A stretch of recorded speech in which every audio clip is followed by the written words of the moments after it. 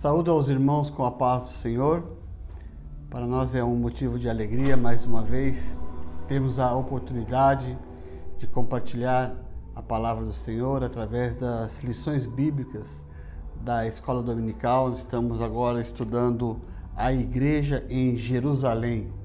Já estamos no terceiro trimestre de 2025. Meu nome é Ricardo Michihiro, sou professor juntamente com os irmãos aqui, cooperando na obra em Londrina. A lição de hoje é a lição de número 8, uma igreja que enfrenta os seus problemas.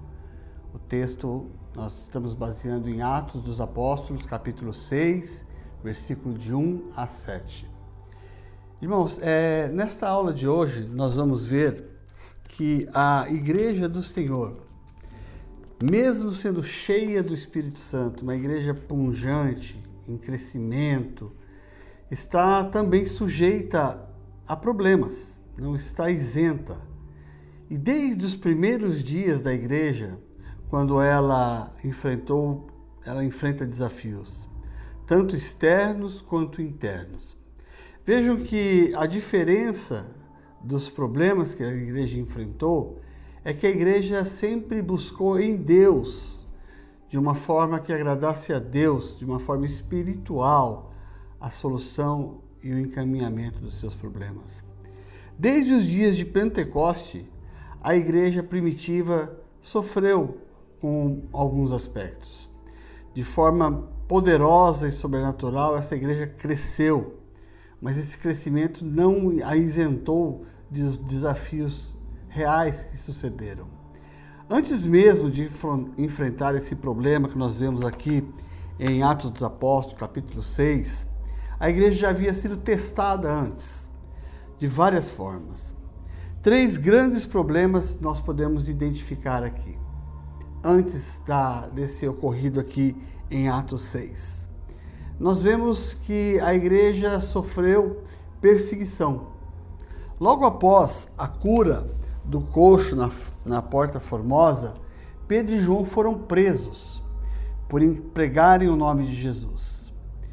Mais tarde, os apóstolos foram novamente presos. O objetivo da perseguição era calar a igreja, intimidar os crentes e impedir o avanço da palavra. Mas a igreja respondeu com oração e ousadia. A igreja enfrentou problemas anteriores e um desses primeiros problemas foi a perseguição. Logo após, nós vemos ali em Atos dos Apóstolos, capítulo número 5, que surge o caso de Ananias e Safira, que mentiram ao Espírito Santo ao fingirem uma consagração que não era real. Esse episódio revela o perigo da hipocrisia espiritual. Deus agiu com severidade, mostrando que a santidade da igreja deve ser preservada, mesmo em meio à graça. E por fim, nós chegamos no capítulo de número 6, onde a igreja agora está enfrentando outros problemas. Problemas de ordem social, problemas ali que estavam tirando a atenção dos apóstolos na pregação da palavra e na sua consagração e oração.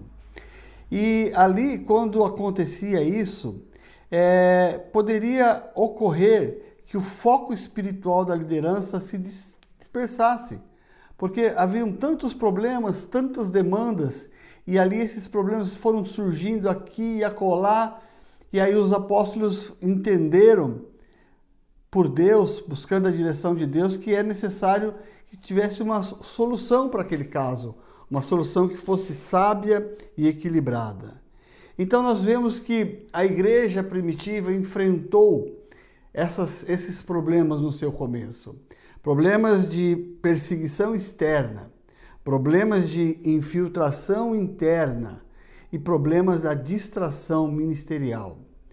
Esses problemas mostram que a igreja, mesmo cheia do Espírito Santo, precisa estar vigilante e pronta para enfrentar os seus desafios de forma bíblica, espiritual e prática. A partir disso, nós vamos refletir sobre como a igreja pode reconhecer, se organizar e reagir diante dos seus próprios conflitos, tomando como base Atos, capítulo de número 6. Essa meditação que estaremos fazendo nesta oportunidade diz respeito a problemas que a igreja enfrentou e enfrenta nos dias atuais.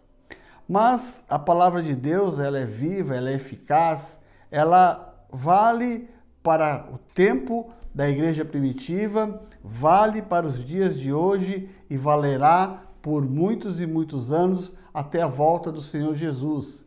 Ela é inspiração para nós, ela é a nossa base, o nosso guia de como nós devemos agir. E nós podemos ter princípios aqui, princípios de como agir em face da crise, como agir em face dos problemas, das situações adversas. Em primeiro lugar, a lição nos diz que a igreja identificou os conflitos. Que conflitos eram estes? Atos capítulo 6, versículo 1 diz assim: Ora, naqueles dias, multiplicando-se o número dos discípulos, houve uma murmuração dos gregos contra os hebreus. A igreja estava crescendo rapidamente e com o crescimento surgem novas demandas, novos problemas, novas necessidades, novos desafios. E o que estava acontecendo aqui nesse capítulo de número 6? A igreja era formada por judeus que seguiam a cultura judaica e falavam a língua hebraica. E também na igreja tinham helenistas, que eram gregos, que eram judeus que falavam grego, mas tinham uma outra cultura, que era a cultura grega. E o que estava acontecendo é que na distribuição diária dos alimentos, as viúvas helenistas estavam sendo negligenciadas, estavam esquecendo das viúvas. E isso começou a gerar um certo atrito, começou a gerar um certo burburinho, começou a gerar murmuração dentro da igreja. E aí o que aconteceu diante disso? A igreja ali murmurando, as pessoas reclamando. Esses problemas internos chegaram aos ouvidos dos apóstolos. E eles, identificando esse problema, eles não esconderam nada. Ele fala: temos um problema, como vamos resolver isso? Então a igreja, ela não deve espiritualizar tudo. Ela deve também entender que algumas coisas exigem e demandam de nós ações práticas. Mas também nós não devemos apenas ser práticos. Nós devemos ser, acima de tudo, espirituais. Então, em primeiro lugar, os apóstolos identificaram esses conflitos que estavam ocorrendo no seio da igreja. Que conflitos eram estes? Nós tínhamos ali conflitos culturais. No texto da lição havia uma barreira de natureza cultural por conta da língua. Esta barreira cultural trouxe um conflito de relacionamento entre os irmãos. Irmãos, conflitos, eles sempre vão ocorrer.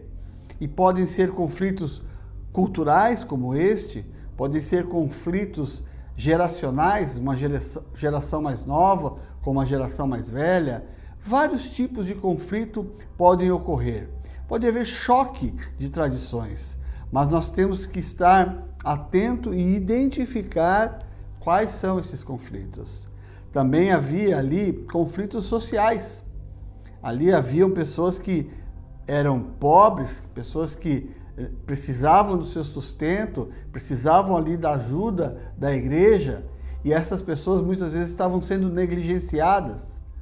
Então, havia ali um conflito de natureza social. Essas viúvas de fala grega estavam sendo negligenciadas na distribuição diária. Hoje, irmãos, o que dizer dos dias de hoje, onde a desigualdade é muito grande? Nós vemos na nossa igreja pessoas que são abastadas e pessoas que padecem de necessidades básicas. Mas nós somos um só povo e nós devemos estar atentos para que nós possamos uns aos outros estar nos ajudando. Porque vejam bem, Os conflitos estão aí, mas nós devemos buscar em Deus, na sua palavra, no exemplo da sua igreja, como devemos agir, com amor, com sabedoria, com generosidade. Então os conflitos sociais estavam presentes ali. E hoje não é diferente, irmãos, temos vários tipos de conflitos. Temos conflitos de ego, conflitos administrativos, vários são os conflitos. O importante é que nós possamos identificar esses conflitos e que possamos prestar atenção, discernir e agir com sabedoria e unidade. Ignorar o problema não vai resolver o problema. Agora, reconhecer e encarar com oração e ação bíblica é o caminho para a restauração. Em segundo lugar, irmãos, quando os apóstolos entenderam esse problema, a natureza, o que se tratava esse problema, eles entenderam, pela ação do Espírito Santo na sua liderança, que era fundamental que houvesse uma delegação de tarefas. Por quê? Diz o versículo 2 a 4 de Atos 6. Os apóstolos dizendo assim: não é razoável que nós deixemos a palavra de Deus e sirvamos as mesas. Nós perseveraremos na oração e no ministério da palavra. Os apóstolos entenderam que não podiam fazer tudo sozinho. Então, dividir as tarefas não é uma perda de autoridade, mas é uma sabedoria e uma organização bíblica. Vejam que ali os apóstolos resolveram focar na oração e colocaram irmãos para estarem fazendo o serviço à mesa, de estar administrando esses problemas, esses conflitos e estar servindo os irmãos mais necessitados. Vejam também que, embora pareça que exista um conflito entre essas tarefas, do fato de alguém servir a mesa e alguém orar e pregar a palavra, nós vemos que não há esse conflito entre pregação e serviço. A palavra e a diaconia são complementares. Cada crente tem dons e funções diferentes e todas elas servem o mesmo propósito, que é a edificação da igreja. Cada um tem a sua função, cada um tem a sua tarefa, cada um tem a sua utilidade. Então, não é porque um serve a mesa ou o outro está pregando a palavra que um é melhor ou não, mais que o outro. Não, somos todos juntos, unidos, fazendo a obra de Deus para que a igreja do Senhor seja bem servida através do nosso serviço. Então, diante deste conflito, os apóstolos tomaram uma decisão sábia. Eles não tentaram resolver tudo sozinhos, mas eles delegaram funções de acordo com as necessidades e os dons disponíveis na igreja. Eles reconheceram a importância da divisão de responsabilidades, sem perder o foco da missão espiritual da igreja. Então vejam, irmãos, que nós vemos aqui, nesse tópico de número 1, que eles estavam ali, no tópico de número 2, perdão, eles delegaram essa tarefa. Então a igreja precisa equilibrar oração, ensino e serviço prático.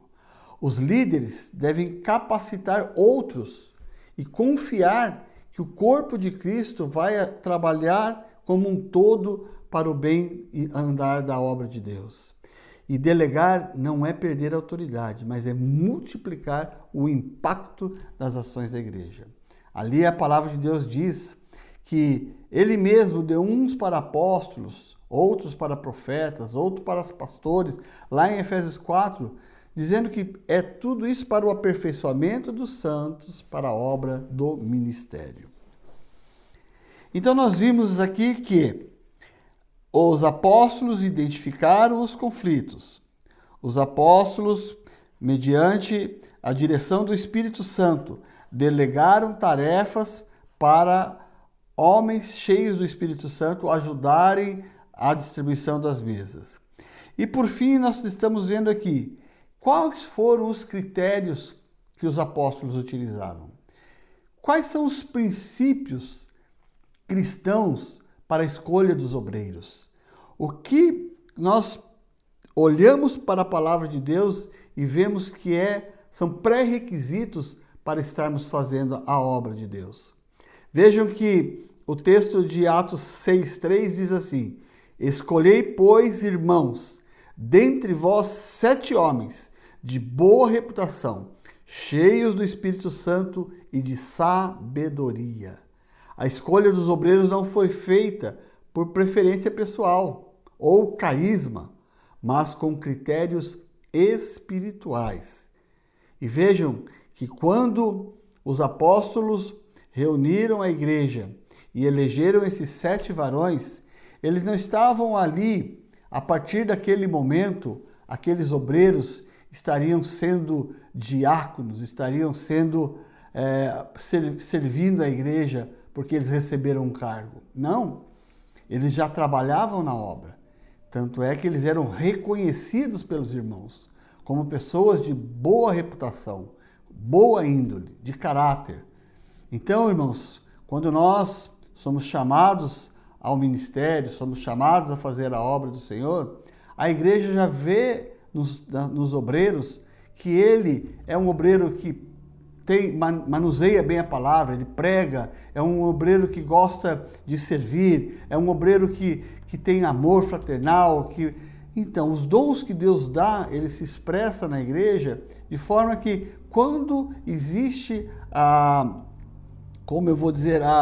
oficialização de um ministério, não é surpresa nenhuma para a igreja, porque todos já veem nos irmãos a pessoa de Jesus Cristo e o Espírito Santo agindo nele e através dele para a edificação da igreja. Então veja que o foco em Atos 6 foi boa reputação, caráter, cheios do Espírito Santo, uma vida espiritual ativa e sabedoria, que é a capacidade prática de agir com equilíbrio. Esses critérios bíblicos na escolha dos obreiros não é apenas algo organizacional para nós termos um quadro de obreiros. Não, é algo espiritual. É necessário oração, discernimento e observação do caráter para a escolha desses homens e mulheres que estarão no ministério fazendo a obra do Senhor. O verdadeiro líder, ele é servo, é espiritual e é equilibrado. Então nós todos estamos para servir. Nós estamos à disposição da igreja. Ali a Bíblia nos exorta para que nós venhamos a eleger estes varões que sejam pessoas que tenham critérios espirituais que nós não vamos nos aprofundar aqui, mas que essas pessoas eles não sejam imaturos, não sejam neófitos, mas eles sejam pessoas que demonstrem com as suas atitudes, com as suas palavras e com o seu viver um caráter ilibado. Ali em Timóteo diz assim: não imponhas precipitadamente as mãos sobre ninguém. E ainda em 2 Timóteo, procura apresentar-te a Deus aprovado. Então isso demanda de nós que nós estejamos a cada dia entendendo que a obra do Senhor, embora existam circunstâncias administrativas, organizacionais, de forma que são coisas palpáveis, tangíveis, mas a obra do Senhor é essencialmente espiritual. E o que nós fizermos, nós vamos fazer para a glória de Deus, de acordo com a sua vontade e a sua direção que está na sua palavra, a palavra de Deus. E terminando aqui, irmãos, nós vemos o seguinte, que esse capítulo 6, os primeiros versículos do capítulo 6, a igreja primitiva nos ensina que os conflitos são inevitáveis, mas eles devem ser tratados com sabedoria, oração e ação. A gente precisa também buscar a direção de Deus para agir da maneira que esteja debaixo da vontade do Senhor. A igreja, o texto de Atos 6 também, a igreja primitiva nos ensina que, embora a igreja seja espiritual, nós também temos um papel social. Nós não podemos estar nos banqueteando e olhar para um irmão do lado que passa necessidade e não estender a mão para o irmão, não ajudar o irmão, não trabalhar em prol da edificação da igreja. E também a igreja primitiva nos ensina que a igreja que cuida da alma também deve cuidar do corpo. E Atos 6, 7 termina assim: e crescia a palavra de Deus, e em Jerusalém se multiplicava muito o número dos discípulos. Uma igreja que enfrenta seus problemas com fé, oração e sabedoria, colhe frutos de unidade, crescimento e testemunho diante do mundo. E assim a igreja cresce e o Senhor é glorificado. Deus abençoe os irmãos e que nós possamos a cada dia estar entendendo pela palavra de Deus qual é a sua vontade para a nossa vida e para a igreja que nós participamos. Deus abençoe, irmãos.